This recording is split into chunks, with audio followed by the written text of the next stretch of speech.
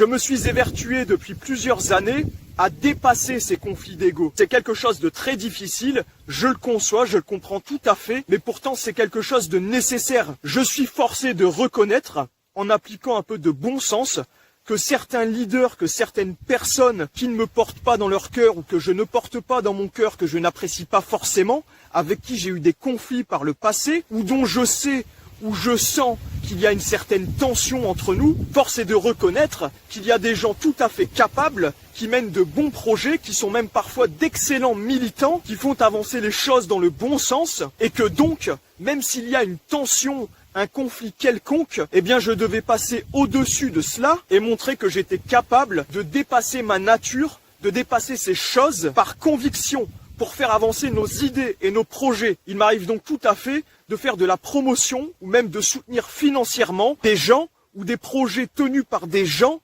avec qui je ne m'entends pas, avec qui il y a de la tension. Et j'invite tout le monde à travailler pour pouvoir en faire de même. Que vous soyez un simple militant, un simple consommateur, un simple auditeur, un simple visionneur, ou un chef de file, un chef de section, un chef de parti, un chef de mouvement, d'association. Je vous invite tous à vous poser la question de ce qui est le plus important. Est-ce nos idées ou est-ce notre ego? Personnellement, je crois que mes idées, ma nation, ma patrie, mon identité, ma culture, c'est quelque chose de bien plus important que mon propre ego.